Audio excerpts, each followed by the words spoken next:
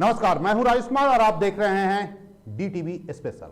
आज हम कुछ खास मुद्दे पर चर्चा करेंगे। बिहार, जहां उद्योग को लेकर आज से नहीं वर्षों वर्ष से ये बातें की जा रही हैं कि यहां पे उद्योग लगेगा, लेकिन अभी तक उद्योग नहीं लगा है। हालांकि 15 साल से NDA की सरकार है, या यूं कहने बीच में थोड़ा सा महागठबंधन का भी वक्त था, लेकिन मुख्यमंत्री माननीय नीतीश कुमार जी ही थे। इस बार भी वही हैं। सरकार नई है, नए उद्योग मंत्री भी आए हैं। हालांकि रहने वाले तो बिहार के ही हैं, लेकिन दिल्ली की पॉलिटिक्स किया करते थे, लेकिन एक बार फिर भारतीय जनता पार्टी ने उन्हें पटना भेजा है और इस वक्त उद्योग मंत्री की कमान उनके जिम्मे है।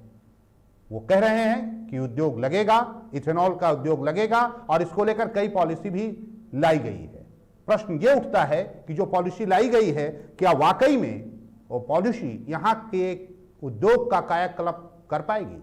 यहां पे उद्योग लगेगा? कई ऐसे सवाल हैं, आज हम इसी मसले पर चर्चा करेंगे। तो आइए शुरू करते हैं। उद्योग, बिहार में उद्योग लगेगा?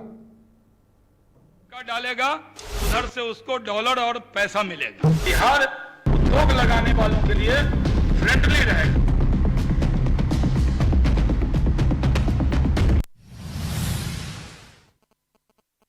जी हाँ, बिहार में लगेगा उद्योग, सबकी जुबान पे है यही, और सब लोग यही चाहते हैं कि बिहार में उद्योग धंधा लगे, क्योंकि जब झारखंड का बंटवारा हो उसके बाद बिहार में कोई उद्योग नहीं है। वैसे स्थिति में सरकार लगातार कह रही है कि यहाँ जो भी उद्योग लगेगा वो कृषि आधारित होगा।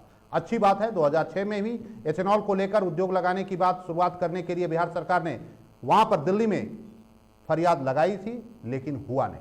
अब तस्वीर बदल रही है। इधर केंद्रीय बायोफ्यूल नीति 2018 के तहत बिहार में इथेनॉल उत्पादन प्रोत्साहन नीति 2021 लॉन्च कर दी गई है। वहीं उद्योगपतियों का कहना है कि इस नीति से एथेनॉल उद्योग को विकसित नहीं किया जा सकता। आपको बता दें कि बिहार में जमीन की कीमत प्रति एकड़ 2 करोड़ है और एक एथेनॉल प्रोजेक्ट लगाने के लिए कम से कम 25 एकड़ जमीन चाहिए। इस तरह केवल जमीन की कीमत 50 करोड़ हो गई। इसके बाद लागत कम से कम 50 करोड़ और चाहिए। इस तरह एक एथेनॉल प्रोजेक्ट के लिए कम से कम 100 करोड़ की लागत लगानी होगी, जिस पर सरकार 5 करोड़ रुपए अनुदान देगी। जबकि बगल में ही उत्तर प्रदेश में 100 करोड़ पर 20 करोड़ का अनुदान दे रही है योगी सरकार। कच्चा माल से लेकर मार्केटिंग के मामले में यूपी में काम आसान है। ऐसे में बिहार के लिए यूपी सबसे बड़ी चुनौती है और इसका सामना हम तभी कर सकते हैं जब हम उत्तर प्रदेश से बेहतर स्थितियां बिहार में निवेशकों के लिए दिखाएंगे। उद्योग मंत्री शहनवाज हुसैन के दावे को माने तो बिहार एथेनॉल पॉलिसी को लॉन्च करने वाला बिहार पहला राज्य बन गया है और बिहार में यह नीति 31 मार्च 2025 तक प्रभावी रहेगी। जरा सुनिए क्या कह रहे हैं शहनवाज हुसैन जी। बिहार इथेनॉल का हब बनेगा, बिहार देश का गौरव बचाएगा, बिहार कंट्रीब्यूट करेगा। बिना बिहार के देश में तरक्की की कल्पना नहीं हो सकती। बिहार इस भारत माता का एक अंग है और अगर एक अंग भी कमजोर रहेगा तो ये भारत माता विश्वगुरु नहीं बन पाएगी। ये सोच के साथ हमने काम शुरू किया। एक मिशन है बिहार में औद्योगिक क्रांति कर देना, बिहार में उद्योग का जाल बिछा देना और बिहार उद्योग लगाने वालों के लिए फ्रेंडली रहेगा।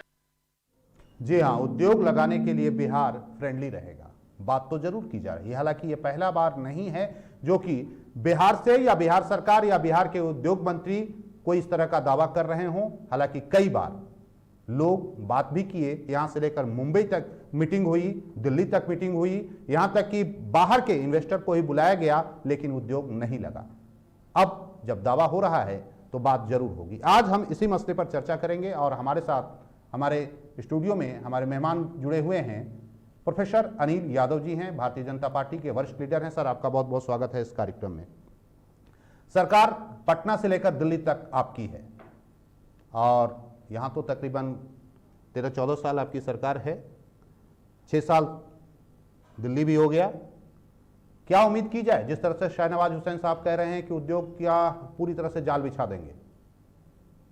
देखिए, किसी भी राज्य को विकास करने के लिए उद्योग लगाना अत्यंत आवश्यक है जी।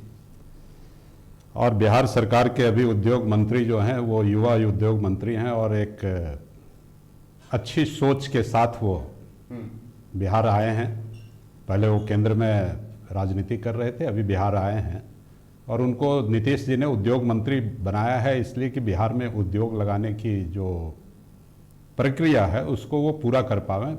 सभी राज्यों को उन्होंने देखा है और इसलिए वो बिहार में उस तरह से, तो यहाँ उद्योग लगेंगे और ये खास करके वैसे उद्योग लगेंगे जो कि एग्रीकल्चर बेस्ड हो। बिल्कुल।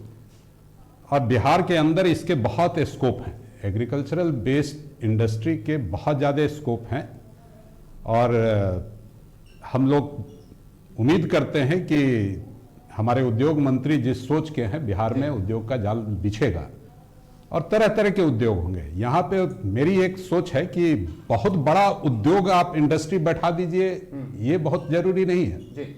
चाइना आज एक विकसित कंट्री माना जाता है और चाइना जो विकसित कंट्री हुआ है वहाँ स्मॉल स्केल घर घर में छोटे छोटे इंडस्ट्री हैं और उससे वो पूरा अपनी इकोनॉमी को डेवलप किया है और कंट्रोल कर रहा है। वो छोटी इंडस्ट्री जो है फैमिली इंडस्ट्री वो करता है। बिल्कुल ठीक है। एथेनॉल उत्पादन को लेकर जो नीति बनाई गई है और सरकार का दावा है कि यहाँ पर उद्योग लगे, लेकिन कैसे लगेंगे? बगल में उत्तर प्रदेश, वहाँ भी सरकार आपकी ही है, योगी जी वहाँ पे 1 करोड़ में 20 लाख रुपया का तकरीबन 20% वहाँ पे मुनाफा दे रहे हैं, अनुदान दे रहे हैं। तो यहाँ पर अगर 5% देंगे तो लोग क्यों आएंगे आपके पास? बगल में नहीं, चले जाएंगे।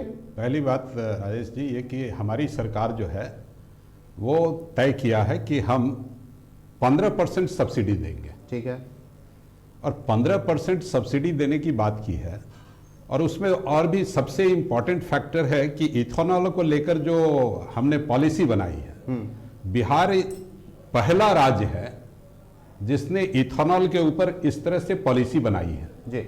और इथेनॉल इंडस्ट्री को डेवलप करने के लिए अन्य किसी राज्य में अपनी पॉलिसी नहीं है। केंद्र सरकार का जो पॉलिसी है उसी पॉलिसी को लेके चलते हैं।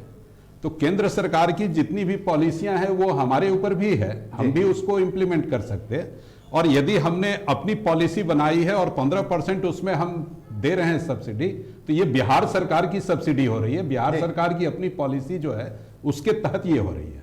तो इसलिए इंडस्ट्रियलिस्ट हमारे यहाँ आएंगे। नहीं, ये बात समझ में नहीं आ रही है कि मान लिया 1 करोड़ हमने लगाया और आप 5 करोड़ दे रहे हैं, और वही उत्तर प्रदेश में अगर 1 करोड़ कोई उद्योगपति लगाता है तो वहां पे 20 ऐसा क्यों अनुदान? 20 करोड़ क्यों? नहीं 20 करोड़ नहीं, तो फिर वहां केंद्र सरकार की जो जाएगा नहीं, केंद्र सरकार की जो पॉलिसी है पहले उस पॉलिसी को ध्यान में दिया जाए।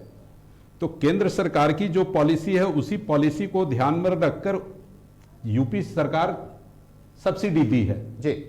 वो पॉलिसी हमारे यहां भी इंप्लीमेंट हो सकते हैं, लेकिन हुआ नहीं है ना। नहीं, मैं बता लेकिन फिर नहीं हुआ नहीं। ये बताइए कि तो कैसे लगेगा, यही तो बात समझ में नहीं आ रही है। कोई क्यों पैसा लगाएगा, कोई यहाँ पे उद्योग क्यों लगाएगा?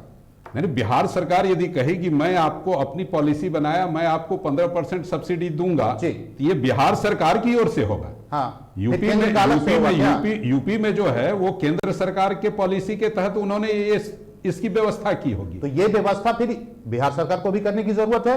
हो सकता है वो हो। ये मैं अभी तो पॉलिसी पूरी खुल के सामने नहीं आई है जी। लेकिन ये बिहार सरकार ने अपनी पॉलिसी बनाई है, तो ये एडिशनल, मेरी फीलिंग है कि ये एडिशनल बिहार सरकार का ये सब्सिडी है। तो बिहार सरकार यदि 15% सब्सिडी दे रही है तो this is the great thing. और ये बिहार सरकार पहला स्टेट राज्य है, स्टेट गवर्नमेंट है जिसने इस पर अपनी पॉलिसी बनाई है और देश के किसी भी राज्य में पॉलिसी नहीं बनी है। नहीं, इसमें एक और प्रॉब्लम है। यहाँ पर इससे पहले भी उद्योग नीति यहाँ आया और कई बार बातें हुई, कई इन्वेस्टर आए, खाए पिए और फिर चलते बने, लगा नहीं। यहाँ पर एक बड़ी समस्या अनिल जी ये भी है, कहा जाता है यहाँ अफसरशाही चरम पे है, लाल फीताशाही चरम पे है। नहीं, उसको भी हम सरकार ने कंट्रोल किया है ना। उन्होंने तो क्लियर कट टाइम फिक्स कर दिया कि बियाडा को इतने दिन में आपको फाइल को क्लियर करना है, ठीक है। इंडस्ट्री डिपार्टमेंट को इतने दिन में फाइल को क्लियर करना है, वो आपको क्लियर करके देना है। ये पॉलिसी तय कर दिया। अब आप ऐसा नहीं कि वहां पे आप फाइल को लटका लीजिए और उनका समय बर्बाद कीजिए। आपको जो करना है, आपको यदि रिजेक्ट करना है उनके इस प्रपोजल को, तो आप रिजेक्ट भी आप तुरंत कीजिए, और यदि अप्रूव करना है तो अप्रूव कीजिए। रिजेक्ट कर रहे हैं तो क्या कारण है, आपको फाइल पे लिखना होगा रिजेक्शन का। तो इसलिए इस बार बहुत सोच समझ के काम किया इस तरह की गया है। पॉलिसी पहले भी बनती रही है। कई बार माननीय मुख्यमंत्री जी ही कई बार बोले हैं कि एक टाइम फ्रेम होगा, एक सिंगल विंडो सिस्टम, एक शब्द यहाँ इस्तेमाल किया जाता है, लेकिन वो सिंगल है कि डबल विंडो है ये अभी तक किसी को समझ में नहीं आया। जैसे सिंगल विंडो सिस्टम की बात उन्होंने की थी और उस तरह का हमें सिस्टम डेवलप नहीं कर पाए, इसीलिए तो इस बार जो किया गया है वो हर टेबल पे टाइम फिक्स कर दिया गया है। तो दिस इज उसको हम कहेंगे कि वो हम विकेंद्रीकृत कर दिया और हर किसी का समय फिक्स कर दिया कि आपको इतने दिन में ये फाइल को क्लियर करके आगे बढ़ाना है। यानी इससे पहले जो नीतियां आई उसमें खामियां थी? खामियां थी या हमने कहा सिंगल विंडो सिस्टम इंप्लीमेंट करने की, सिंगल विंडो सिस्टम इंप्लीमेंट क्यों नहीं हो पाया, नहीं हो पाया, ये थोड़ा परेशानी हुई। या उद्योगपतियों के मन मिजाज को बिहार सरकार समझ नहीं पाई, भांप नहीं पाई? पीछे क्या हुआ इसको अभी कह के हम क्यों इतना ये करें? हम तो नए सिस्टम में जब आए तो हम तो देखें कि ये हमारा ये इसलिए कहना जरूरी हो जाता है कि आप तब ये 15 सालों से कर क्या रहे थे?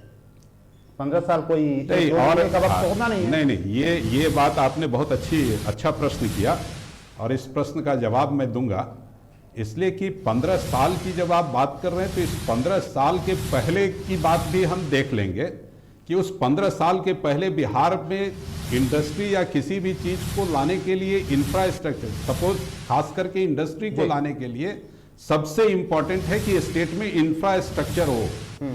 और पहले जो स्थिति थी इंफ्रास्ट्रक्चर की उसकी चर्चा मैं नहीं करना चाहता कितनी बुरी थी। आज के तारीख में यदि आप कहें कि 15 साल आपने क्या किया, तो मैं ये कहूंगा कि 15 साल बिहार सरकार ने इंडस्ट्री के लिए पूरा इंफ्रास्ट्रक्चर डेवलप करने का प्रयास किया और आज के तारीख में गर्व से कह सकता हूं कि किसी भी इंडस्ट्री को लगाने के लिए जितने भी इंफ्रास्ट्रक्चर की जरूरत है बिहार सरकार ने वो सभी सुविधाएं उपलब्ध करा दी है। यदि सड़क की बात कहिए तो सड़क है, बिजली की बात कहिए तो 24 घंटे बिजली की बात है, पानी की बात कहिए तो पानी भी है। कि इस तरह से जितने भी इंफ्रास्ट्रक्चर हो सकते हैं उन सारे इंफ्रास्ट्रक्चर को हमने डेवलप किया और ये कोई छोटी मोटी बात नहीं है। यदि हमने 15 साल में इसको डेवलप कर लिया है तो ये हम बहुत कम समय में डेवलप कर दिया है। यानी 15 साल और लगेंगे उद्योग लगने में आपके? नहीं, अब तो उद्योग लगने में तो फटाफट लगेंगे, 1 साल 2 साल इंडस्ट्रियलिस्ट आएंगे और वो अपना लगाएंगे। ये बात में कहा 15 साल से आपकी सरकार कहती रही है साहब? नहीं, हम तो कह रहे हैं, हम इसलिए कह रहे हैं कि इंडस्ट्रियलिस्ट को हम बुलाएंगे और बुला रहे हैं, लेकिन इंडस्ट्रियलिस्ट इंफ्रास्ट्रक्चर पूर्ण रूप से डेवलप्ड होने का इंतजार कर रही है। आज बिहार में इंफ्रास्ट्रक्चर पूरी तरह से डेवलप्ड है, अब इंडस्ट्रियलिस्ट को आने में कोई परेशानी नहीं होगी। एक सवाल और भी, मंत्री इसमें बहुत सक्षम है इंडस्ट्रियलिस्ट को लाने। कई उद्योगपतियों से जब हमारी बातें होती हैं और कई बार जब आप लोग बुलाते भी हैं, उस कार्यक्रम में कई बार मैं भी गया हूं, वो अक्सर कहते हैं कि एक अस्थिरता की स्थिति है। कहते क्या हैं कि आज नीतीश जी आपके साथ हैं, कल वो आरजेडी के साथ चले जाएंगे। वैसे स्थिति में पॉलिसी का क्या होगा, उनका उद्योग का क्या होगा, उनके पैसे का क्या होगा, ये एक कॉन्फिडेंस नहीं बिल्डअप हो पा रहा है। देखिए, सरकार होती है, पहली बात तो ये समझना चाहिए। इंडस्ट्रियलिस्ट भी इस बात को समझते हैं, सरकार होती है और सरकार जो डिसीजन ले लेती है उस डिसीजन को आने वाली दूसरी सरकार तुरंत बदल नहीं देती है, लेकिन जब तक कि उसको करती है, जब तक कि अपनी सुविधा और अपनी सियासत के अनुसार परिवर्तन भी करती है। नहीं, परिवर्तन इसलिए करती है कि राज्य की और देश की जनता को उससे फायदा हो, इसलिए परिवर्तन करती है। नहीं तो ऐसे अगर ऐसा होता तो आजादी से लेकर आज 70 साल से ज्यादा का वक्त गुजर गया, कई ऐसे उद्योग धंधे आधे अधूरे, कुछ के शिलान्यास हुए, कुछ के उद्घाटन हुए, बंद हो गए, कोई देखने वाला नहीं। अगर ऐसा होता तो स्थितियां तो बेहतर होती। अगर एक पॉलिसी बन गई होती, किसी पॉलिसी पर हमको चलना है, ये समाज हित में है, देश हित में है, राज्य हित में है, तो बेहतर होता, लेकिन ऐसा होता नहीं है, ये आप अच्छी तरह से जानते हैं। नहीं, आप बताइए कि अभी जितने भी इंडस्ट्री लगे हुए थे या जो भी बिहार के अंदर चल रहे थे, उसको हमने और अच्छा करने का कोशिश किया या उसको बंद कर दिया? यहाँ पे थे कहाँ साहब? नहीं, जैसे आप उद्योग मैं बता रहा हूँ फर्टिलाइजर फैक्ट्री था, लगभग वो डिफंक्ट होते जा रहा था, हो भी गया था, उसको हमने क्या किया, फेंक दिया या उसको फिर से रिवाइव किया? हमने रिवाइव करवा दिया। ये सरकार सरकार जो भी होती है अपने जनता के हक में काम करती है। चीनी मिलों का क्या हुआ? चीनी मिल हमारे बंद है। मुख्य रूप से Exactly. जो एथेनॉल की बात हो रही है, हाँ, वो चीनी मिल भी आएगा, वहीं से आएगा। हाँ, चीनी मिल भी आएगा, वही तो मैं कह रहा हूँ। चीनी मिल सारे बंद हैं, तो चीनी मिल को भी शुरू करने की कोशिश की गई है। बहुत सारे चीनी मिल को हमने एक्टिव किया है, वो चलने लगा है। तो ऐसे स्थिति में आप कह सकते हैं कि जो पहले से था उस यदि वो बंद हो रहा है तो उसको अच्छे करने की जरूरत होती है। ऐसा कोई सरकार नहीं होता इस देश में या कि जो कुछ भी अच्छा है उसको हम बंद करके कुछ दूसरा करें, ऐसा नहीं होता। अच्छे को और अच्छा करने की कोशिश की जाती है, और जो बंद है और हमको लगता है कि इसको यदि हम चालू कर देंगे तो ये देश की जनता के हक में होगा, तो उसको हम करते हैं और उसके लिए पॉलिसी बदली जाती है। ऐसा नहीं कि कोई अच्छे पॉलिसी है तो उसको नई गवर्नमेंट बदल देती है। तो आज के तारीख में जो हम लोग पॉलिसी अडॉप्ट किया है, ये बहुत अच्छा पॉलिसी है। ये मैं समझता हूं कि हमारी सरकार इसको इंप्लीमेंट करके राज्य के अंदर इंडस्ट्री का बढ़ावा होगा, इंडस्ट्री लगेगी अच्छे ढंग से। एक और समस्या आती है कि अक्सर यहाँ पे कई ऐसे, जैसे उद्योग मंत्रालय है, उद्योग विभाग है, उसके बिजली विभाग से या अन्य विभाग से, एग्रीकल्चर से, यहाँ ये भी देखा जाता है, कई उद्योगपति की ये भी शिकायत होती है कि साहब यहाँ पे प्रॉब्लम क्या है कि आपस में लोगों का कोऑर्डिनेशन नहीं है। इसके वजह से भी प्रॉब्लम होता है, क्योंकि एक उद्योग लगाने के लिए 10 डिपार्टमेंट के पास जाना होगा, 10 एनओसी देना होगा, और इसमें भी ज़्यादा लंबा वक्त खिंचता है और टेबल चलता रहता है, ऑफिस चलता रहता है। इस पॉलिसी में उसकी व्यवस्था की गई है ना कि उसको कम किया जाए, प्रॉब्लम जितने भी उन सारे प्रॉब्लम को सॉल्व किया जाए और टाइम फिक्स करके उसको हम लोग इम्प्लीमेंट करने की कोशिश कर रहे हैं। और जहाँ तक अलग टेबल की बात है, उस पर भी हमारे मंत्री और मुख्यमंत्री की ये नज़र रहेगी, वो सही ढंग से इम्प्लीमेंट हो और सही ढंग से काम हो, इस पर सरकार की नज़र रहेगी। और इस बार सरकार बहुत सीरियस है, इसलिए कि जिन जिन कमियों के कारण इंडस्ट्रीज नहीं आते थे बिहार में, वो सारे कमियों को दूर कर दिया गया है। तो अब हम इंडस्ट्रियलिस्ट को बुलाने के इसमें है और बुला के यहाँ पे लाएंगे। तो हमारे ऑफिस में जिस तरह से गड़बड़ियां दावे और वादे इससे पहले जितने उद्योग मंत्री रहे सब लोगों ने किया। मुझे याद है मुंबई में भी आप लोगों ने सबमिट किया, दिल्ली में भी किया, पटना में भी कई बार किया। ये वादे उस वक्त भी थे। ये बयान जो आज शहनवाज हुसैन दे रहे हैं, उससे पहले भी जो भी उद्योग मंत्री रहे, इस तरह के बयान उनके आते रहे हैं। थोड़े से शब्द में अंतर हुए जरूर। नहीं, ये तो मैं कह रहा हूँ, सही बात आप कह रहे हैं राजेश जी, लेकिन इसमें क्या है कि पहले के मंत्री जो कुछ भी बोल रहे थे, साथ में उनको इंफ्रास्ट्रक्चर डेवलप करने का भी दायित्व था जी, और वो डेवलप कर रहे थे। लेकिन उस डेवलपमेंट को और उस इंफ्रास्ट्रक्चर को देखकर इंडस्ट्रियलिस्ट अट्रैक्ट नहीं हो रहे थे। आज के तारीख में हम या हमारे उद्योग मंत्री या हमारे मुख्यमंत्री पूरे गर्व के साथ कह सकते हैं कि किसी भी इंडस्ट्रियलिस्ट को यहाँ पे बुलाने के लिए और यहाँ पे इंडस्ट्री लगाने के लिए जितनी इंफ्रास्ट्रक्चर की जरूरत हो सकती है, वो सारे इंफ्रास्ट्रक्चर बिहार में उपलब्ध हैं और आप इंडस्ट्री लगा सकते हैं। किसी भी इंडस्ट्रियलिस्ट को इंफ्रास्ट्रक्चर आप देते हैं तो वो इंडस्ट्री लगाने के लिए तैयार होता है और उसमें किसी भी तरह का उसमें बाधा नहीं पहुंचता है।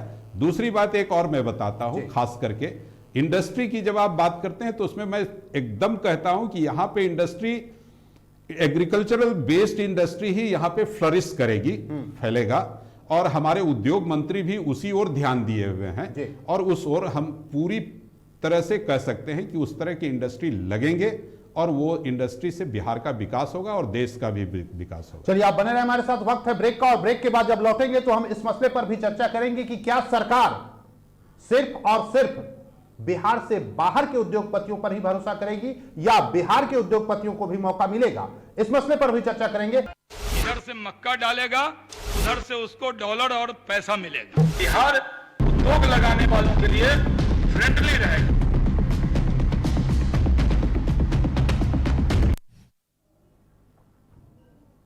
ब्रेक के बाद आपका स्वागत है और चर्चा जारी है। और आज मुद्दा काफी अहम है, उद्योग लगाना है। सरकार कह रही है कि उद्योग बड़े पैमाने पर लगेगा और जब उद्योग लगेंगे तो बेरोजगारी भी दूर होगी। इस वक्त हमारे साथ प्रोफेसर अनिल यादव जी हैं, जो भारतीय जनता पार्टी के वरिष्ठ लीडर हैं, हमारे साथ बने हुए हैं। जरा उनसे चर्चा को आगे बढ़ाते हैं। एक सीधा सवाल, अक्सर ये बातें होती हैं, यहाँ के जो बिजनेसमैन हैं अनिल जी, उनसे जब भी बातें होंगी तो वो अक्सर कहते हैं कि सरकार हम पे भरोसा नहीं करती।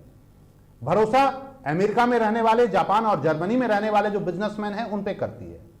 वो आते जरूर हैं, लेकिन लंच और डिनर के बाद वापस लौट जाते हैं। उनका कहना है कि अगर यहां के उद्योगपतियों पर, यहां के बिजनेसमैन पर अगर भरोसा सरकार करती तो आज तस्वीर बदल गई होती। देखिए, बिहार के उद्योगपतियों का कहना सही है, और पहले क्या हुआ इसको मैं चर्चा नहीं करना चाहता, लेकिन आज के तारीख में हमारे उद्योग मंत्री बिहार के उद्योगपतियों से मिल रहे हैं। ये आप देखा होगा, बिहार अभी तक जब से वो उद्योग मंत्री हुए हैं, कम से कम 3-4 बार वो डिफरेंट उद्योगपतियों के एसोसिएशन से मिल चुके हैं, और उस तरह से वो बात कर रहे हैं। और छोटे छोटे उद्योग को लगाने के लिए उनका मोटो है जी, और उसको लेकर वो चल रहे हैं। इसलिए कि वो उन्होंने कहा भी है कि केला है, केला का चिप्स हम बहुत अच्छा से मार्केट में बेच सकते हैं, आलू हमारे यहाँ बहुत होता है, लीची तो है, आलू आम चिप्स है। का हम कर सकते हैं। चिप्स की मैं बात कर रहा हूँ पहले, जो कि बहुत छोटे छोटे इंडस्ट्री हो सकते हैं। और हमारे पास ये लीची है, लीची का जूस पूरे वर्ल्ड में पॉपुलर है, उसका इंडस्ट्री हम लगा सकते हैं। और मखाना है, मखाना को हमने आइडेंटिफाई भी किया है, उसको इंटरनेशनल मार्केट में एक्सपोर्ट करने के लिए। एक और अभी एक बिहार के लिए एक अच्छी भी खबर है, ये भी दर्शकों को बता दें कि किशनगंज का जो इलाका है, बंगाल से सटा हुआ इलाका है, वहाँ के किसान अब चाय की भी खेती करना शुरू कर दिए हैं। ये एक बेहतर है। सरकार से हमारी गुजारिश है कि वहाँ के जो किसान हैं उनकी यथाशीघ्र मदद भी करें, ताकि ये बड़े पैमाने पर हो। सही कहा। उसी तरह से जूट मिल है, जूट मिल पहले था बंद पड़ा है जी, तो वैसा जूट मिल भी हम शुरू करेंगे।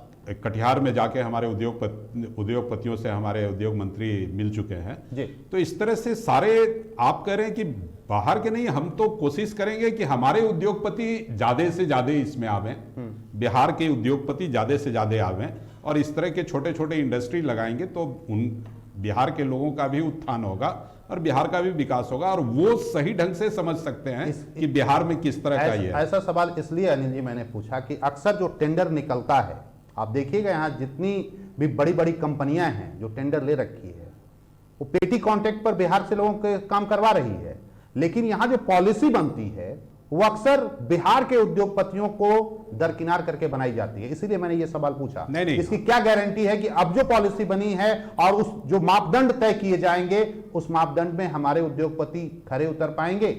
नहीं, आप जिस चीज की बात कर रहे हैं उस पर वो बहुत क्लियर है।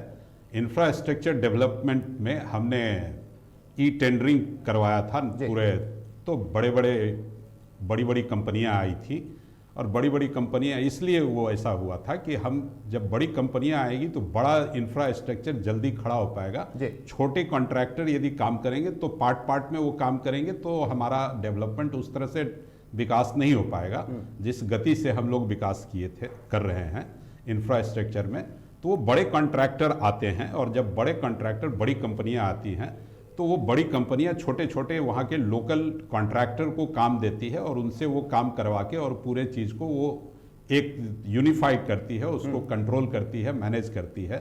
तो इस तरह से वो काम करते हैं, और उस कंपनी के ऊपर हमारी सरकार रहती है बैठी हुई, जो कि उसके क्वालिटी को एसेस करते रहती है, क्वालिटी कंट्रोल उसका ठीक से रहे, क्वालिटी का असेसमेंट करती है। तो इस तरह से हम उसमें आगे बढ़ रहे हैं। एक और प्रॉब्लम है साहब, एक प्रॉब्लम, हालांकि जब भी आप करीब नवंबर या दिसंबर में बिहार सरकार अक्सर बैंक जो यहाँ पे है उनके अधिकारियों के साथ एक मीटिंग करती है और तमाम अर्थशास्त्रियों के साथ भी बैठती है, और हर बार वित्त मंत्री ये कहते हैं, यहाँ तक कि मुख्यमंत्री भी कई बार कहे हैं, एक बार नहीं, तकरीबन 20 सालों से मैं देख रहा हूँ ये कहा जाता रहा है। उससे पहले लालू जी थे, राबड़ी जी थी, जो भी है, वो अक्सर कहते हैं कि बैंक जो है यहाँ के उद्योगपतियों को सपोर्ट नहीं करती है, और एक बयान आता है कि अगर बैंक सपोर्ट नहीं करेगी तो हम सख्त कदम उठाएंगे। आज तक कभी सख्त कदम नहीं उठा। मेरा मानना है कि अगर बैंक सपोर्ट कर रही होती तो आज बिहार की तस्वीर और भी बदल गई होती। इस पर लगाम लगाने के लिए क्या सरकार इस ओर भी ध्यान देगी?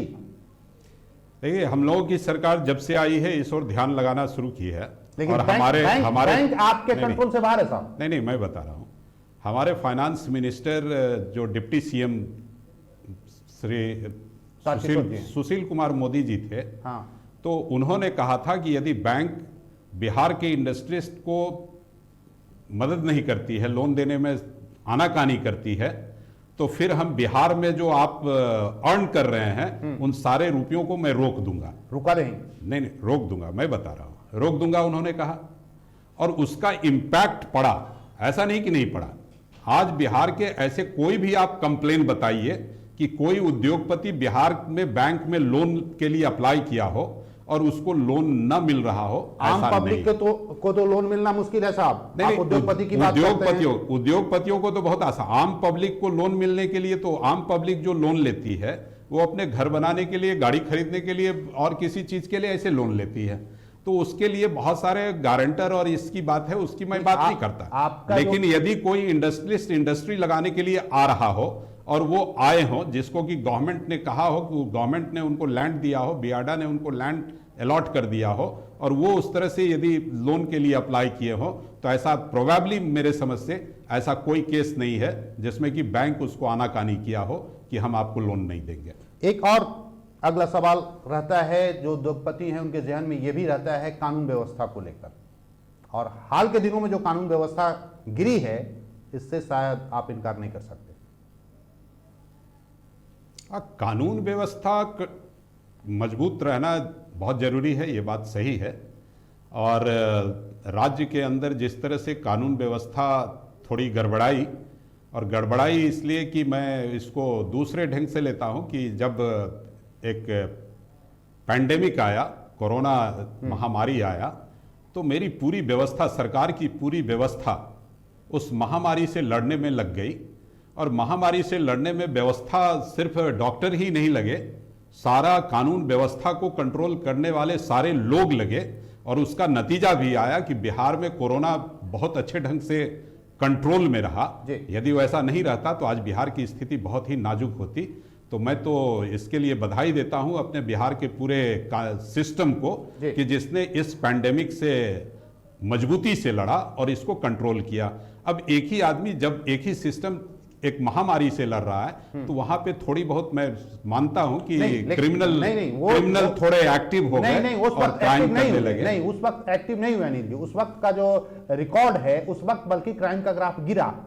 अभी जो हाल के दिनों की बात कर ली जाए, जब कोरोना, हालांकि बिहार में बहुत ज्यादा मतलब इसका इफेक्ट देखने को नहीं मिला, ये सरकार की अच्छी पॉलिसी की वजह से, इसके लिए सरकार को धन्यवाद भी देने की जरूरत है, कंट्रोल में रहा। लेकिन उसके बाद इधर आप 4-5 महीने की अगर बात कर लें तो स्थिति खराब हुई है। कल पटना में ही 9 लाख की लूट हो गई, अल्पना मार्केट के पास, कहीं गोली मार दी जा रही है। तो ये स्थितियां तो कहीं ना कहीं आपकी सारी पॉलिसी पर पानी फेर देगा। नहीं, इसमें देखिए, पैंडेमिक आने से, महामारी आने से क्या होता है ना, बहुत सारे चीज डिस्टर्ब हुए। हमने महामारी को जरूर कंट्रोल किया, लेकिन उसके साइड इफेक्ट बहुत सारे हुए।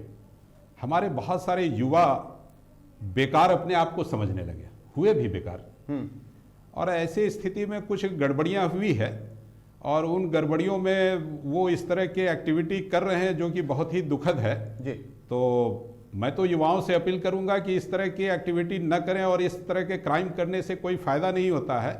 आप सरकार से के साथ मिलकर काम करेंगे तो आपको रोजगार भी मिलेगा, आपके रोजगार की व्यवस्था भी की जा रही है, और आपको रोजगार आप करेंगे तो आपके परिवार में भी सुख चैन रहेगा। यानी और इस तरह की बात नहीं होनी। बिहार की जनता और बिहार की आम आवाम ये करे कि इस पॉलिसी के बाद बिहार में उद्योग के जाल बिछ जाएंगे। मुझे तो लगता है कि ये बिछेगा। चलिए, बहुत बहुत शुक्रिया हमसे बात करने के लिए। और ये थे प्रोफेसर अनिल यादव, भारतीय जनता पार्टी के वरिष्ठ लीडर। इनका दावा है, हालांकि बिहार सरकार भी दावा कर रही है कि बिहार में उद्योग के जाल बिछेंगे, लेकिन अभी कहना कुछ भी जल्दीबाजी होगी। हालांकि स्थितियां बनाने की कोशिश की जा रही है, लेकिन कितना उद्योग यहां आएगा, कितना निवेश यहां होगा और उसका क्या बेनिफिट होगा, किस तरह से सरकार उनको लेती है, यह भी देखना दिलचस्प होगा। थोड़ा सा इंतजार कीजिए और देखिए इस पॉलिसी का क्या असर होता है। और आज इस कार्यक्रम में हमें दीजिए इजाजत, लेकिन कल एक और अहम मुद्दे पर, उद्योग के ही मसले पर चर्चा करेंगे कि आखिर अगर दूसरा उद्योग, एक तरफ जहां इथेनॉल की बात हो रही है, कुछ और उद्योग भी यहां लगाए जा सकते हैं जो एग्रीकल्चर सेक्टर पर आधारित हों, उसको लेकर भी सरकार बात कर रही है। उस मसले पर भी हम कल बात करेंगे कि आखिर अगर वो उद्योग भी यहां लगे तो बिहार की तस्वीर निश्चित रूप से बदलेगी। फिलहाल हमें दीजिए इजाजत, लेकिन आप देखते रहिए DTV भारत। नमस्कार। का डालेगा उधर से उसको डॉलर और पैसा मिलेगा। बिहार उद्योग लगाने वालों के लिए फ्रेंडली रहेगा।